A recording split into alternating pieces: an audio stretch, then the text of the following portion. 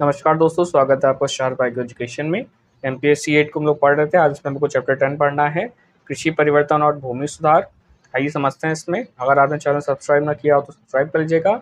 साथ ही साथ आप हमारे Telegram channel sharp IQ education उसको भी ज्वाइन कर लीजिए। वहाँ से आपको इस लेक्चर का पीडीएफ मिल जाएगा और हमारे साथ आप इंस्टाग्राम पर भी जुड़ सकते हैं।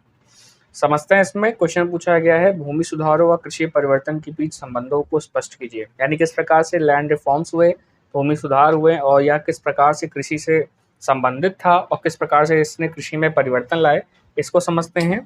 भूमि सुधारों विशेषकर जमींदार उन्मूलन और हरित क्रांति से जिंदगी में अत्यधिक परिवर्तन आया है। एक और इससे कृषि विकास में गति मिली है, दूसरी ओर कृषि में संबंधित पूरा प्रतिमान ही बदल गया है। यह परिवर्तन भारत के विभिन्न अंगों में आर्थिक और राजनीतिक रूप से सबल समूह के वर्गीय रूप में प्रकट हुआ और इन्हें लोकप्रिय रूप में कुलीन या धनी किसान के रूप में जाना जाता है। जहाँ एक समय था जहाँ किसान का इतना शोषण होता था, वहाँ हरित क्रांति और जमींदारी उन्मूलन के बाद किसान की दशा में परिवर्तन देखने को मिला। विकास में काफ़ी ज़्यादा इसने सहभागिता दी। ये समूह अनेक राज्यों में राजनीतिक मामलों को हाथ में लेने हेतु सामने आए, से वे राष्ट्रीय राजनीति में प्रभावी हो गए। जाति संयोजन के मामले में उत्तर प्रदेश, हरियाणा, पंजाब, राजस्थान में जाट, यादव, लोध, गुज्जर, कुर्मी आदि, महाराष्ट्र में मराठा, कर्नाटक, लिंगायत, वोकलिगा, आंध्र प्रदेश में रेड्डी, कम्मा जैसी मध्यवर्ती जातियों के संबंध या रखते हैं। तो इस प्रकार से आपने समझा कि अब जो किसान वर्ग है वह धीरे धीरे धनी होता गया और यह कुलक वर्ग कहलाया। साथ ही साथ जाति संयोजन के मामले में कुछ ऐसे क्षेत्र निकल कर आए जहां पर यह जो किसान वर्ग था या संबंधित था। आगे समझते हैं। जमींदारी उन्मूलन के उपरांत भूस्वामी बन जाने के बाद उन्हें हरित क्रांति के माध्यम से आधुनिक प्रौद्योगिकी और निवेश का लाभ मिला और भूमि सुधारों ने उन्हें देश के अन्य क्षेत्रों में किसान समाज में सबसे सशक्त समूह के रूप में प्रकट किया। यह प्रकट तत्कालिक प्रबल समूह के पतन में भी फलीभूत हुआ। यानी कि जमींदार उन्मूलन और विभिन्न प्रकार के हरित क्रांति के माध्यम से उन्हें आधुनिक प्रौद्योगिकी और निवेश से लाभ पहुंचा। यानी कि उनके जो काम है, उनको जो निवेश चाहिए होता है, उनको धन की प्राप्ति हुई। साथ ही साथ ऐसी टेक्नोलॉजी, ऐसी प्रौद्योगिकी का विकास हुआ जिसने कृषि के महत्व और कृषि के उत्पादन को बढ़ा दिया। इससे जो इनका समाज है, इनका समूह सशक्त बना और इसने तत्कालिक जो प्रबल समूह होते थे पहले के ज़माने के, जैसे जमींदार वर्ग और भूस्वामी वर्ग, इनके समूहों का पतन भी इसी कारण हुआ। अगला है, इस घटनाक्रम ने सामाजिक और आर्थिक रूप से असुरक्षित समूह, दलित और निम्न पिछड़े वर्गों को लाभ नहीं पहुंचाया।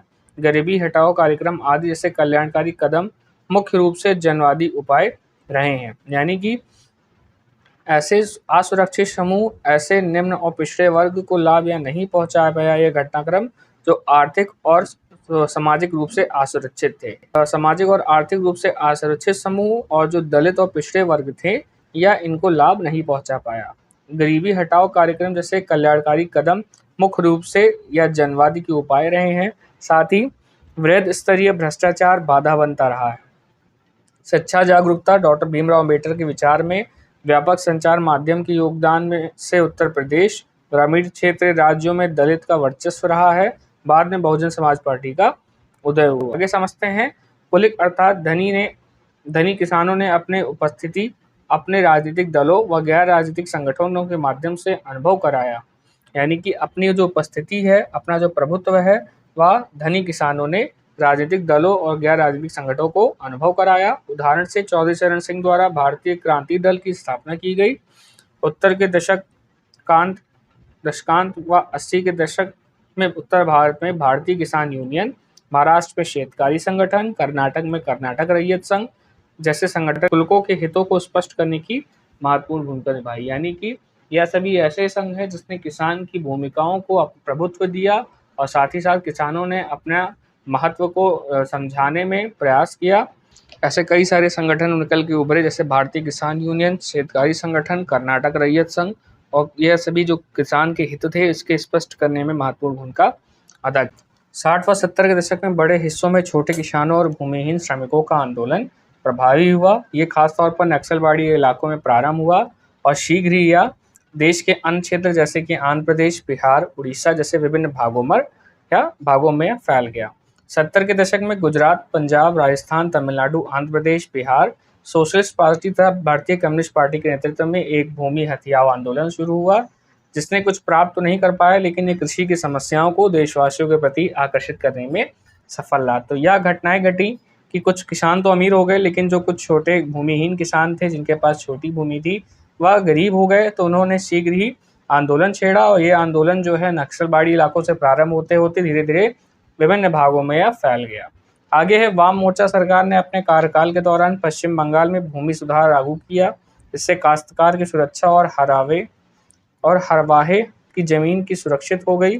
1970 में भूमि सुधारों के मुख्यमंत्री के सम्मेलन को संबोधित करते हुए प्रधानमंत्री इंदिरा गांधी ने कहा कि देहात में असंतोष का कारण वहां के लोगों की आशाओं को पूरा करने में भूमि सुधारों की विफलता रही है।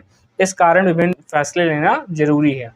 हुआ क्या कि उस समय भूमि सुधार लागू किया गया, लेकिन वहीं पे कुछ ऐसे भी देहात में कुछ किसान थे जो असंतोष थे। तो इनका असंतोष का कारण वहाँ के जो लोग हैं उनके आशाओं को पूरा ना कर पाना था। इस कारण केंद्रीय भूमि सुधार समिति बनाई गई, जिसने 1978 में कुछ सिफारिशें की। 1971 के मुख्यमंत्री सम्मेलन ने भारत में सुधार हेतु कुछ राष्ट्रीय मार्ग निर्देश किए और राष्ट्रीय मार्ग निर्देश भारत में सीमा निर्धारण कानून के इतिहास से दूर चले गए। इसने भूमि की सभी श्रेणियों पर सीमा निर्धारण म्याद को कम कर दिया। विशेषकर अनुसूचित जाति, अनुसूचित जनजाति के भूमिहीन श्रमिकों को अनावश्यक जमीनों के वितरण में प्राथमिकता दी गई। यानी कि जहां पर एक कानून था, सीमा निर्धारण कानून, में कुछ छूट दी गई। साथ ही साथ जो कुछ विशेषकर जाति थी, जनजातियां थी, इनको अनावश्यक जमीन वितरण में प्राथमिकता दी गई। अगला क्वेश्चन है कि भारत में हरित क्रांति पर प्रकाश डालिए, यानी किस प्रकार से हरित क्रांति भारत में आई और उसके क्या प्रभाव रहे। भारत एक कृषि प्रधान देश है। गांव की अर्थव्यवस्था मुख्य रूप से किसान पर केंद्रित है। ग्रामीण आर्थिक समृद्धि कृषि कार्य की उन्नति पर ही निर्भर करती है। भारत में कृषि उपजाऊ के लिए पश्चिमी देशों की भांति यहाँ पे वैज्ञानिक प्रयत्न किए गए। हरित क्रांति कृषि क्षेत्र में उत्पादित वृद्धियों का एक वैज्ञानिक और सुनियोजित प्रयत्न है। तो हरित क्रांति ही यहाँ पर जो वैज्ञानिक प्रयत्न किए गए कृषि उत्पादन को बढ़ाने हेतु, यह इसका एक सफल सुनियोजित प्रयत्न है। क्या था कि हम लोग काफ़ी अमेरिका पर डिपेंड होते थे खाद्यान्न को लेकर। तो तृतीय पंचवर्षीय योजना के दौरान यह मूल्यांकन किया गया। भारत खाद्यान्न के क्षेत्र में आत्मनिर्भर होना चाहता है, तो उसे उत्पादन की आधुनिक विधियों का प्रयोग करना पड़ेगा। कृषि क्षेत्र में व्यक्त संकट के समाधान हेतु तकनीकी प्रयत्न किया गया। कृषि विकास की नई नीति को तैयार किया गया, यह हरित क्रांति के नाम से जाना जाता है। तो इस प्रकार से नई तकनीकें आई, नई उन्नत बीजें आई, उर्वरक आए, कीटनाशक आए, जिसके माध्यम से हरित क्रांति का विकास किया गया।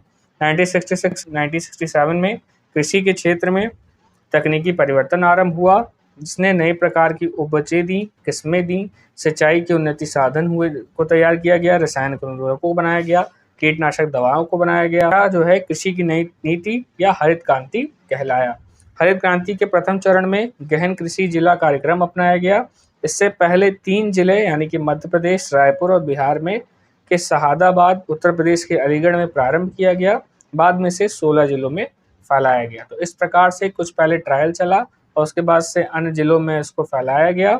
इसके अंतर्गत नई तकनीकों को अपनाया गया या नई किस्में थीं, सिंचाई के साधन थे और कृषि उर्वरक थे और कीटनाशक दवाएं थी। आइए समझते हैं आगे कि हरित क्रांति की क्या व्यू रचना रही, क्या क्या इसमें अलग अलग बदलाव किए गए। पहला है अधिक उपजाऊ वाली किस्में।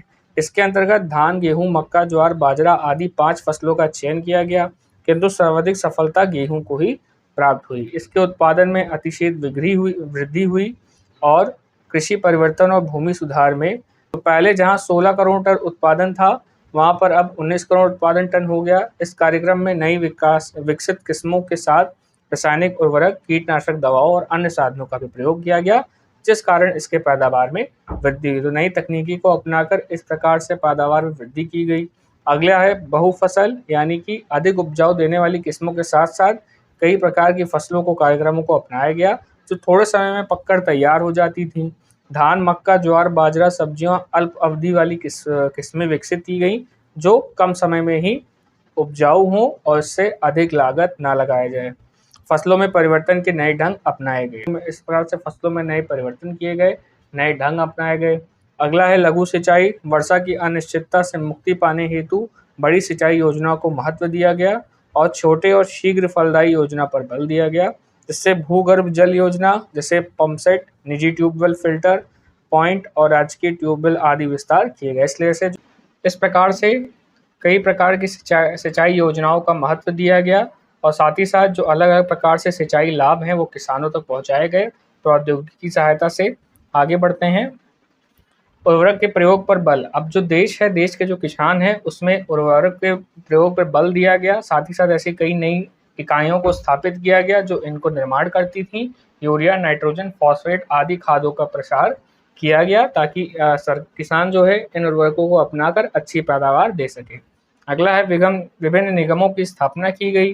राष्ट्रीय बीज निगम और भारतीय राजकीय फार्म निगम इनकी स्थापना की गई उन्नत बीज निर्माण हेतु। साथ ही साथ अनाज, दाल, तिलहन और आदि ऐसे प्रमाणित बीज तैयार किए गए। किसान के कुशल विकास हेतु कृषि उपकरण और मशीनों और गोदामों की व्यवस्था के लिए कृषि उद्योग निगम की स्थापना की गई, जो 17 राज्यों में है। कृषि के उत्पादन माल की बिक्री और प्रोसेसिंग हेतु 1953 में राष्ट्रीय विकास निगम की भी स्थापना की गई। इसलिए कई प्रकार के निगमों और विभागों की स्थापना की गई कृषि विकास हेतु। साथ ही साथ उपकरणों, मशीनों और गोदाम की व्यवस्था के लिए कृषि उद्योग निगम की स्थापना की गई। अगला है कृषि उत्पादन मूल्य यानी कि एमएसपी। किसानों को उचित मूल्य दिए जाने के लिए और शोषण से मुक्ति पाने के लिए मूल्यों में होने वाले गिरावट से सुरक्षा प्रदान की जाने की गारंटी दी गई।